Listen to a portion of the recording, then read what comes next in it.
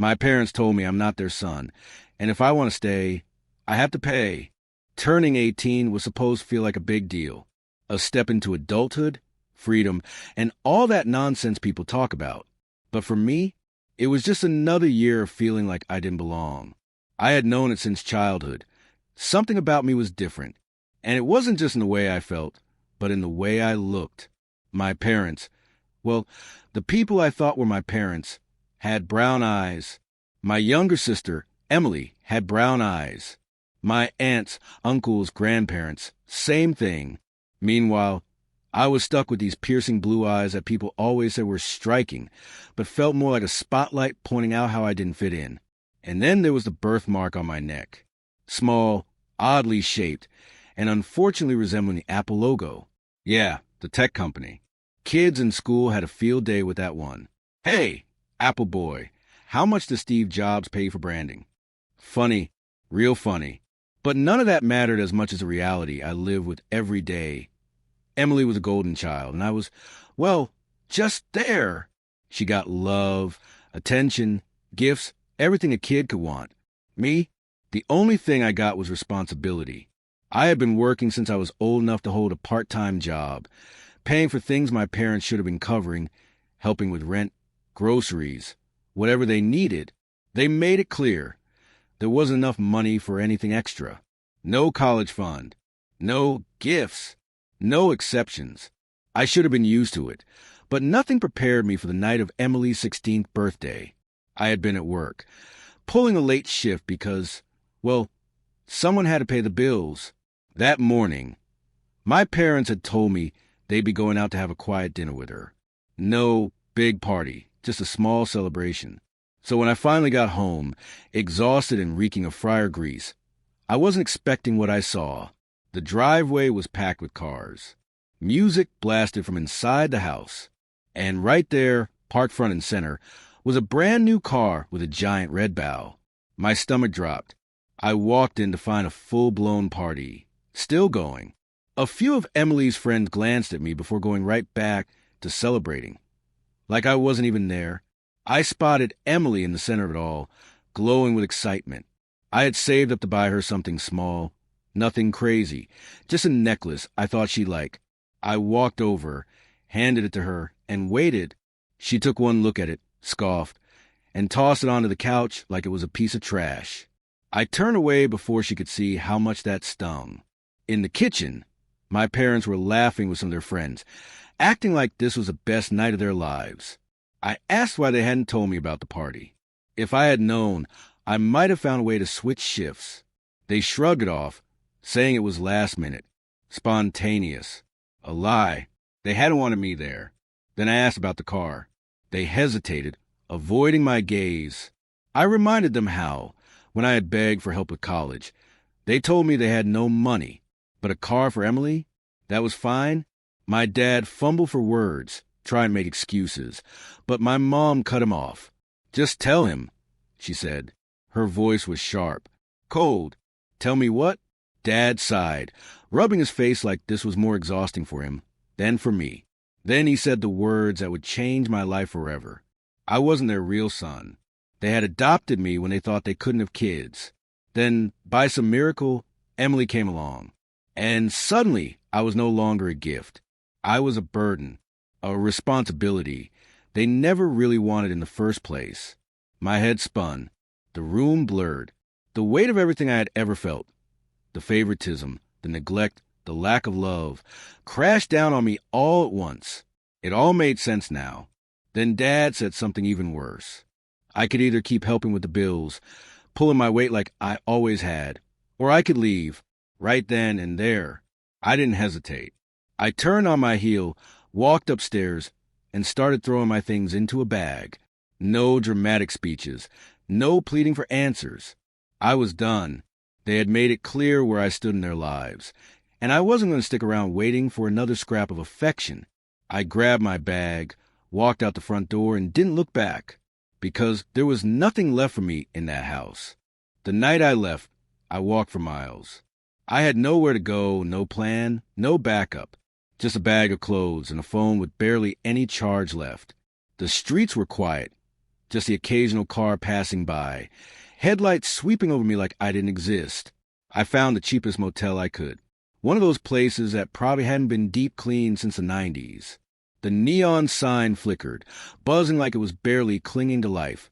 Just like me, the guy at the front desk barely looked up from his tiny TV, muttering something about cash only. I handed over what little I had, got a key, and stepped into a room that smelled like stale cigarettes and cheap air freshener. The bed was lumpy. The carpet had stains I didn't want to investigate, and the bathroom faucet made a noise like it was possessed. But it was a roof over my head. That was more than I had an hour ago. I sat on the edge of the bed, staring at the peeling wallpaper, and tried to process everything. My so-called parents had thrown me out like yesterday's trash. No goodbye. No remorse. Not even a second thought. Even stray dogs got treated better than that. A part of me kept waiting for a text. A call. Something. But the only thing my phone showed was the low battery icon. No missed calls. No messages. Nothing.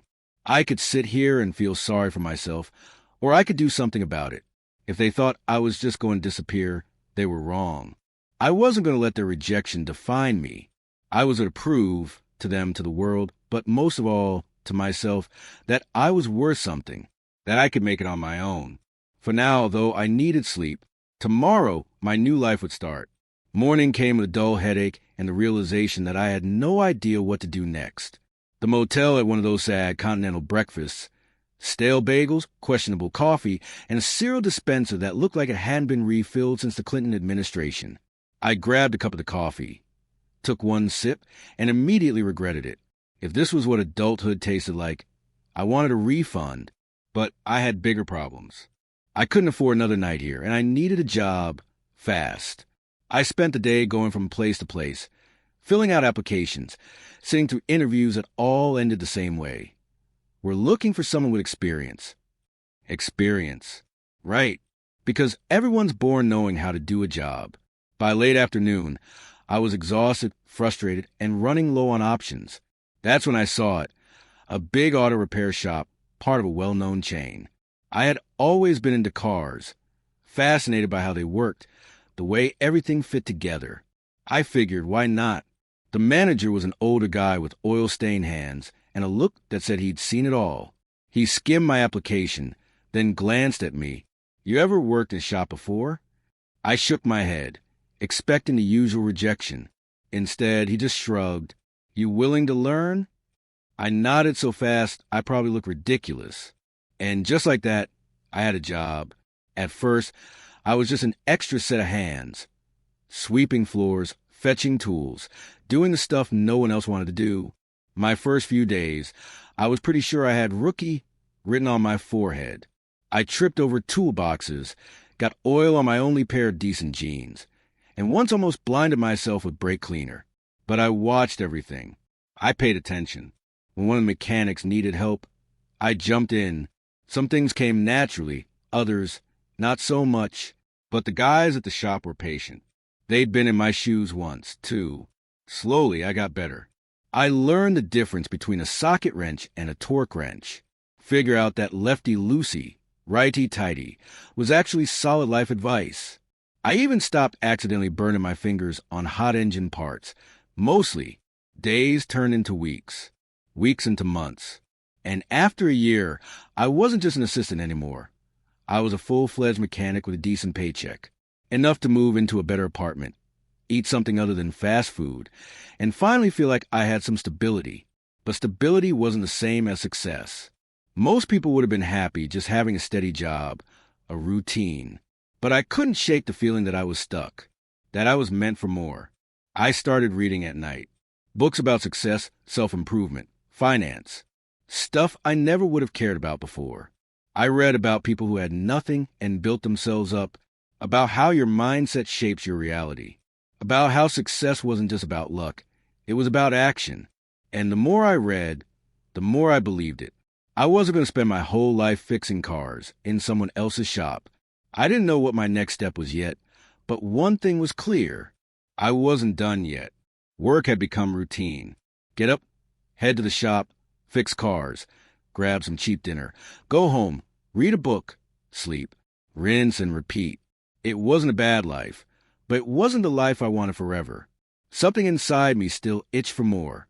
I just didn't know what more looked like yet. That day had been particularly rough. A full schedule of oil changes turned into a nightmare when a guy brought in a truck that looked like it had been through a demolition derby. The boss threw it at me and said, "Make it run." That was it. No instructions. No manual. Just me, a beat-up truck, and about 6 hours of trial and error. By the time I clocked out, I was exhausted, starving, and smelling like motor oil. I swung by a grocery store on my way home. One of those 24-hour places with the flickering fluorescent lights that made everything look depressing. I just needed something quick, microwave dinner, maybe some snacks. Nothing fancy. My brain didn't have the energy for meal planning. I grabbed a basket and headed down the aisles, half in a daze. A frozen burrito, a 6-pack of soda, some chips, the essentials. As I made my way to the checkout, I noticed a woman in front of me. She was older, maybe in her 70s. Her clothes were simple but clean, her hands wrinkled from years of work. In her basket, just milk and a loaf of bread. That was it. Nothing else. She reached into her purse, rifling around for her wallet. A few seconds passed. Then a few more. Her expression changed from calm to anxious. Her hands moved faster, more frantic. She checked her coat pockets. Nothing. The guy behind me let out an annoyed sigh. "Come on, lady, we don't have all night." Another voice chimed in, something about how people should check for their money before getting in line. The cashier looked unimpressed. "Either pay or step aside," she said flatly. The old woman swallowed hard and took a step back. "I must have left it at home," she mumbled, barely loud enough to hear. She turned, about to walk away without her groceries. Before I even thought about it, I stepped forward and swiped my card. The beep of the register was the only sound for a second. She turned to me, her eyes wide. "You don't have to do that." I just shrugged. "It's bread and milk. No big deal." She placed a hand over her heart like I had just handed her a winning lottery ticket. "Thank you," she whispered. I nodded. We all have bad days. She grabbed her bag and gave me one last grateful smile before heading toward the door. The guy behind me scoffed like I had just committed some crime against efficiency. I paid for my own stuff and walked out into the cool night air. The city hummed around me, cars rolling by, neon signs flickering, the distant sound of sirens somewhere in the background. I didn't feel like a hero. I didn't expect some cosmic reward for helping a stranger. But as I walked to my car, something inside me felt different, like I had taken a step, however small, toward being the kind of person I wanted to be. And maybe, just maybe, that was the first real sign of something bigger waiting for me. I had just unlocked my car and was about to get in when I heard footsteps behind me, quick and deliberate. Before I could turn around, a voice called out, "Hey, excuse me." A small group of people approached. 2 guys, one holding a camera, another with a mic, and a woman from the store right in the middle of them. She looked different now, standing taller, her face no longer anxious but warm with gratitude. The guy with the mic smiled like he had just won the lottery. "Dude, you're not going to believe this." I blinked. Believe what? This was a social experiment. For show. We were filming the whole time. He gestured to the camera guy, who was still recording. "And man, you totally passed." I frowned. "Passed?" The woman nodded, clutching her grocery bag to her chest. "They asked me to pretend I lost my money and see if anyone would help." I glanced at the camera again, feeling my stomach twist. So I had just been part of some reality TV stunt? The mic guy kept going. "We do this all the time, testing if people will step up when someone's in need. And you? You didn't even hesitate." I didn't know what to say. I hadn't done it for attention. I wasn't trying to prove anything. But now, there was a camera in my face, and a small crowd had started gathering around us. "Mind if we ask you a few questions?" he continued. "Just a quick interview for the show." I scratched the back of my neck. "I don't really. It won't take long, I promise.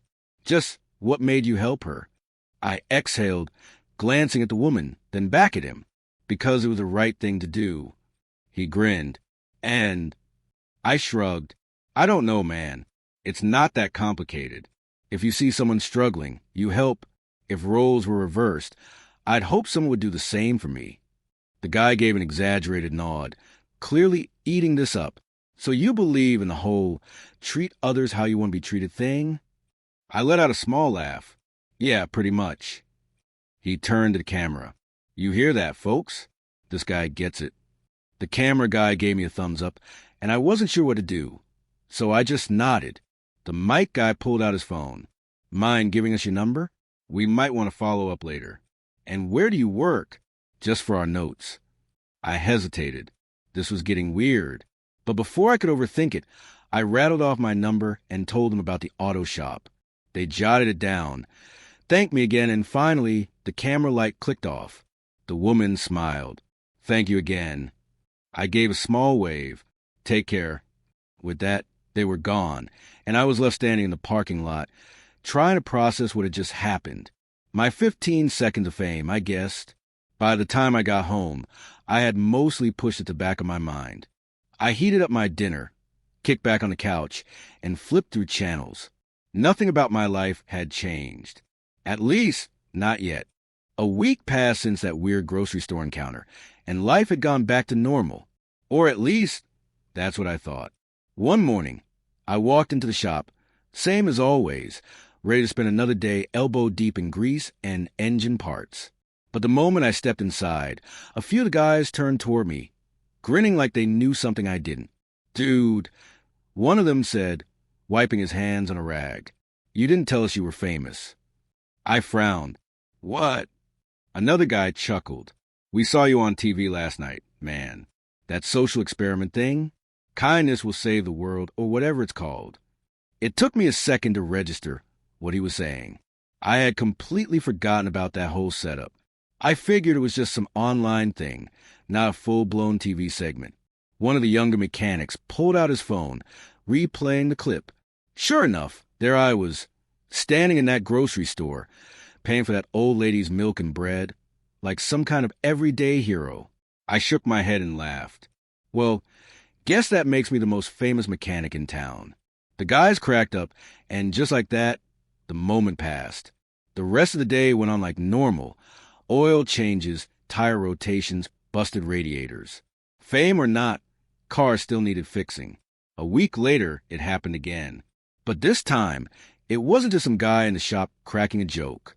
I was in the middle of replacing a brake rotor when the shop's lead mechanic, Frank, came over, smirking. Hey, you might want to come outside. I wiped my hands on my coveralls. Why? Frank tilted his head toward the front of the shop. Because there's a real nice SUV out there, and some important-looking dudes are asking for you. I didn't know what you did, but they got that government agent. Look, so if you robbed a bank, now's the time to confess. A few of the guys nearby turned to listen, looking just as curious as I felt. I raised an eyebrow. You're messing with me. Frank crossed his arms. Swear on my last beer, I'm not. I wasn't sure what to expect as I walked outside, but I definitely wasn't expecting this. A black Jeep sat idling in the parking lot. Sleek, spotless, the kind of ride that only people with serious money drove. Even as a mechanic, I'd never seen one this pristine. Standing next to it were two men in dark suits, sunglasses on despite the fact that it wasn't even that bright outside. They looked like they had just walked off a movie set. One of them stepped forward, looking me up and down like he was confirming something. Then he pulled out his phone, checked something, and nodded. You're Jake Carter? I hesitated before answering. Yeah, who's asking? The man slid his phone back into his pocket. There's someone who'd like to meet you. I frowned. Who? He didn't answer, just opened the Jeep's back door and gestured for me to get in. I glanced over my shoulder. The guys from the shop were standing near the garage doors, watching the whole thing with their mouths practically hanging open. I wasn't the only one confused here. I turned back to the man. Where exactly are we going? You'll find out soon enough. Every instinct told me to be suspicious. But at the same time, wasn't this exactly what I had been waiting for? Something different? Something big? I exhaled, nodded, and told him to give me a second. I went inside, washed up, changed into something that wasn't covered in grease, and grabbed my things. By the time I walked back outside, the whole shop had gathered by the doors, staring like I was about to board a spaceship. I climbed into the Jeep, the door shut behind me, and as we pulled out a lot, I had only one thought. This was the beginning of something new. The Jeep cruised down the highway, the world outside blurring into streaks of neon signs, streetlights, and long stretches of dark road. Inside, it was silent. The two men in suits didn't say a word, didn't glance at me, didn't do anything that would give me even a hint of what was going on. I sat there, arms crossed, tried to act like I wasn't second-guessing every decision I had made in the past 30 minutes. Was this a mistake? Probably. Was I about to get recruited into some secret agency? Less likely, but hey, anything was possible at this point. I thought about asking them again where we were going, but something told me I wasn't going to get a straight answer. So I just sat back, watched the landscape shift, and waited. Then I saw it. The Jeep slowed as we approached a gated entrance. Beyond the heavy iron fence was a private airstrip, the kind of thing you only saw in movies. And parked right in the middle of it, blade still slowly spinning, was a sleek black helicopter. I let out a slow breath. Okay, this was officially the most surreal moment of my life. The guy in the passenger seat turned to me. We need to take a quick trip to New York. I blinked. New York? He nodded. We'll bring you back when it's over. That was vague. Way too vague. But at this point, I was already in too deep. If they had wanted to do something to me, they would have done it by now. I stepped out of the Jeep and onto the tarmac.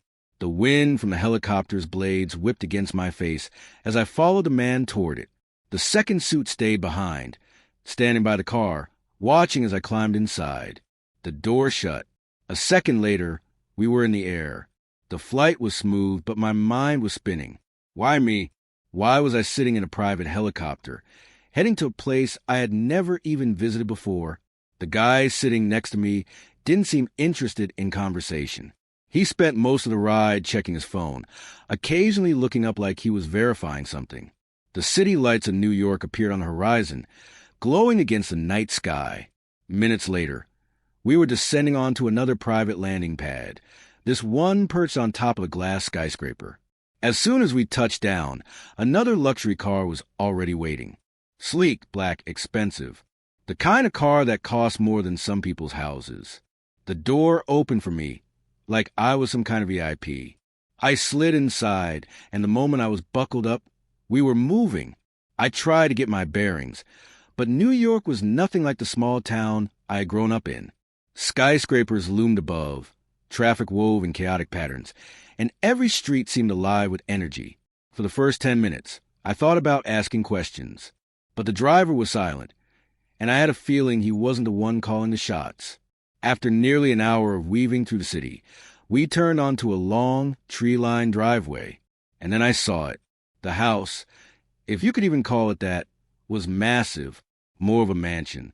No, a compound. It stretched out over acres, with high walls, tall windows, and perfectly trimmed hedges. The kind of place you only see in magazines, the kind of place that screams money. I leaned back in my seat, trying to process what I was looking at. Who lived here? And more importantly, why did they want to see me?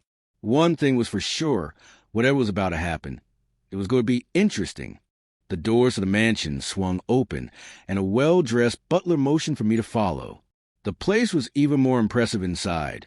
High ceilings, marble floors, artwork that probably cost more than my entire lifetime of paychecks. It was a kind of house that didn't just scream wealth. It whispered it in a way that made you feel small. We moved through a long hallway until we reached a set of large wooden doors. The butler pushed them open, revealing an office straight out of a billionaire's dream. A massive desk, floor-to-ceiling bookshelves, and a view overlooking the city skyline. Behind the desk sat a man who looked to be in his 50s, sharp suit, the kind of presence that instantly told you he was in charge. Next to him, standing near the window, was a woman, elegant, effortlessly beautiful, maybe in her early 40s. But the second she turned to look at me, I felt my stomach drop. Her eyes, bright blue, the same shade as mine. Before I could even process that thought, she gasped and rushed toward me, wrapping her arms around me like I was someone she had waited her whole life to see. "You're here," she whispered. I stood there, stiff, confused, my brain trying to catch up with what was happening. This wasn't just a warm welcome. This was personal. Too personal. The man behind the desk cleared his throat. "Sophia, you're scaring the poor kid. He's going to bolt before he hears anything." She loosened her grip, but didn't let go completely. "I won't," she said. "Not now. Not ever." I swallowed hard, finally managing to pull back just enough to get a good look at her. She was studying my face like she was trying to memorize every detail. The man gestured toward the chair across from his desk. "Sit down, Jake. We have a lot to talk about." I hesitated, then slowly lowered myself into the chair. The woman, Sophia, sat beside me, her hands clasped tightly together like she was holding herself back from grabbing me again. "My wife owns this estate," the man said, leaning back in his chair. "She runs multiple businesses, charities, investments. But none of that is why you're here." I didn't say anything. I couldn't, because none of this made sense. Then she did something that knocked the air right out of my lungs. Sophia reached up and gently pulled back the collar of her blouse, revealing the base of her neck. My breath caught in my throat. There, in the exact same spot as mine, was a birthmark. The same shape, the same size, the same mark I had spent my entire life getting teased for. The words slipped out before I could stop them. "You're my mom." Her eyes filled with tears as she nodded. "Yes, sweetheart, I'm your mother." The room felt like it was tilting. My whole life, I had lived with this feeling that I didn't belong, that something was missing. And now, in the span of a few seconds, I had my answer. I wasn't just different. I had been lost. I forced myself to breathe, to find my voice. "Then why? Why did you leave me? Why did I end up in a shelter? Did you not want me?" Sophia flinched, shaking her head quickly. "No, Jake, never. You have to understand, I didn't leave you. I never wanted to. But I was young and I didn't have a choice." She wiped at her tears and took a deep breath before starting from the beginning. She had grown up in wealth, in a world where family name and status meant everything. Her parents had strict rules, unspoken laws about who she could associate with, what she could do, who she could love. But at 19, she fell for the last person they would have approved of, a young landscaper who worked on their estate. They met in secret, stolen moments between garden paths and moonlit terraces. And then one day, she found out she was pregnant. When she told him, he panicked, made promises he didn't keep. And before she knew it, he was gone. She was left alone, terrified, with nowhere to turn except to her family. And when she told them, the reaction was worse than she had imagined. Shame, anger, disbelief. Their only daughter, pregnant by nobody? Unacceptable. So they hid her away. They sent her to a private home in another state, surrounded by people paid to keep secrets. When the time came, she gave birth, exhausted and weak from the ordeal. And when she woke up, her baby, was gone. The doctors told her I hadn't survived, that the birth had been complicated, that there had been nothing they could do. But she never believed them. Something deep inside her told her they had lied. But no matter how much she begged, she never got answers. Years passed. She built a life for herself, fell in love again, got married, had a son. And then, just before her father passed, he confessed the truth. I hadn't died. I had been taken, given away, placed in a shelter under the guise of an anonymous adoption. Her father had made sure there were no records, no way for her to find me. The only person who had known the full truth was a doctor who handled everything, and he had passed away years ago. I sat there, stunned, my mind barely keeping up with what I was hearing. It didn't feel real. This was the kind of story you saw in movies, the kind that made you roll your eyes because life didn't work that way. But here I was. I swallowed hard and asked the one question still spinning in my mind. "How did you find me?" She gave a small, tearful laugh. "It wasn't me. It was my son, your brother. Apparently, He loved watching reality shows and social experiments. A few nights ago, he had been watching TV when he spotted someone familiar, asterisk me star. And when he saw the birthmark on my neck, the same one he had, the same one she had, he ran straight to her and said, "Mom, I think I just saw my brother on TV." She had called her husband, told him everything. He had reached out to the TV network, used his contacts to track down where I worked. And the biggest shock? The company that owned the chain of auto shops I worked at, it belonged to them. My jaw dropped. "You're telling me I've been working for you this whole time?" Her husband chuckled. "Technically, yes." I leaned back in my chair, staring at the ceiling. A simple act, paying for a stranger's groceries, had led me to the truth I had been missing my entire life. If that wasn't a miracle, I didn't know what was. Sophia reached for my hand, her voice soft. "Jake, can you forgive me?" I exhaled, shaking my head. "There's nothing to forgive. You didn't give me up. They took me from you." She let out a small sob, gripping my hand tighter. For the first time in my life, I knew where I came from, and I wasn't lost anymore. They insisted I stay. There was no debate, no hesitation, just a firm, unwavering decision from my mother, her husband, and even my new brother. Before I could even wrap my head around what was happening, my belongings in my old apartment were already packed and delivered. Turns out, when you have the kind of money they did, things move fast. The first few days felt unreal. I walked around in a daze, half expecting to wake up back in my tiny, run-down apartment. At night, I'd wake up sweating, heart pounding, convinced that this was all just a dream, that I'd be back to scraping by at the auto shop, invisible to the world. But every morning, I'd open my eyes and find myself in a bedroom bigger than my entire old place, staring at ceilings so high they looked like they belonged in a museum. My brother, Ethan, made things easier. From day one, he treated me like I had always been part of his life. No awkwardness, no hesitation, just an endless flood of stories, questions, and invitations to do stuff. He took it upon himself to give me a crash course on the family's businesses, the people I needed to know, even which restaurants were actually worth their overpriced menus. He was a good kid, the kind of brother I never thought I'd have. My mother's husband, Robert, was just as welcoming. I expected some level of tension, some kind of territorial thing, but it never came. He wasn't trying to replace my past. He was just there, supportive, steady, treating me like I belonged. Then there was my mother. She was always nearby, not overbearing, not smothering, but always within reach. It was like she was afraid that if she let me out of her sight for too long, I'd disappear again. It was strange, going from feeling like a burden my whole life to suddenly being treated like someone who mattered. The contrast was almost too much to handle. But little by little, I adjusted. Weeks passed. I settled into this new reality. Luxury was a weird thing to get used to.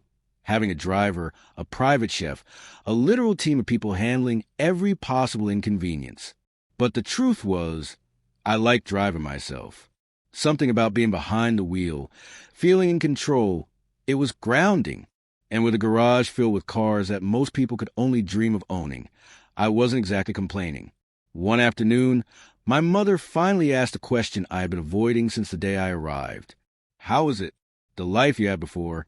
She had tried before, gently testing the waters, but I had always brushed it off.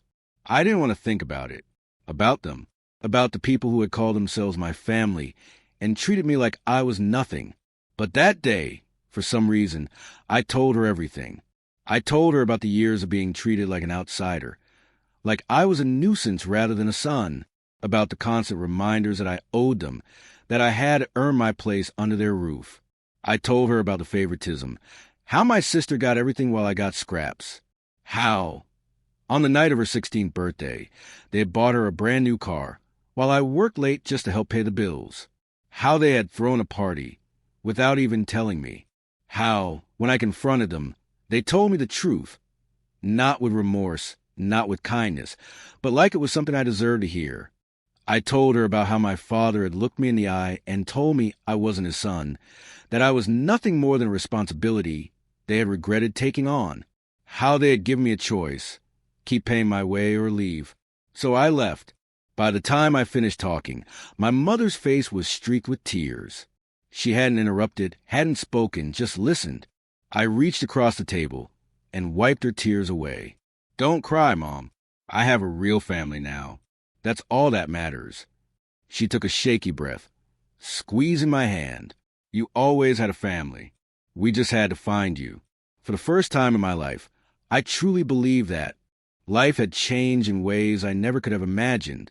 A few years ago, I was just a guy working late shifts in an auto shop, barely scraping by. Now, I was studying at one of the most prestigious business schools in the country, surrounded by future CEOs, investors, and industry leaders.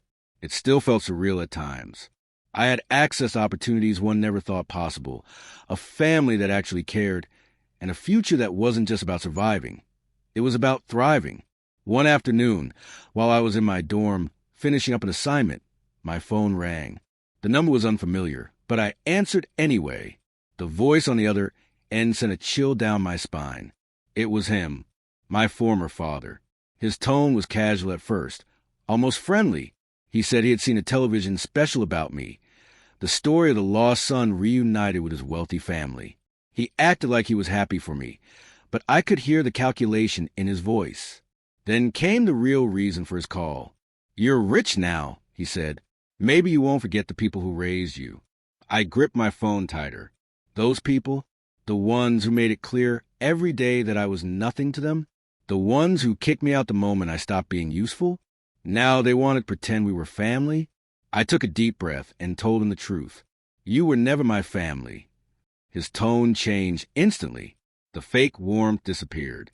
He got angry, started ranting about how they had fed me, clothed me, given me a roof over my head, and now I owed them.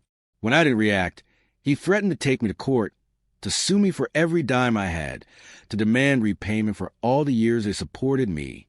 I almost laughed. Do whatever you want, I said, but don't ever call me again. He must have realized he had no leverage, because that was the last time I ever heard from him. And no, they never sued. Probably because every lawyer they approached took one look at my new family's legal team and backed out immediately. Turns out, it's hard to win a lawsuit when the people you're going up against own their own law firm. Years passed. I finished business school, traveled the world, and fully embraced the life I had been given. I had access to things I never dreamed of. Private events, high-stakes meetings, vacations to places I couldn't even pronounce. But no matter how much my life changed, I never forgot where I came from. I never forgot what it was like to have nothing, which is why, when my mother surprised me with a graduation gift, I was speechless. She handed me the paperwork and smiled. It's yours now. I scanned the documents, my heart pounding. It was the ownership transfer for the very same chain of auto shops where I had once worked as a mechanic. I looked up at her, stunned. You're serious? She nodded. You worked hard for them before. Now they work for you. I didn't even know what to say. A few years ago, I was fixing cars there, struggling to pay rent. Now, I own the entire company. One evening, I sat on the terrace of my house overlooking the ocean, a drink in hand.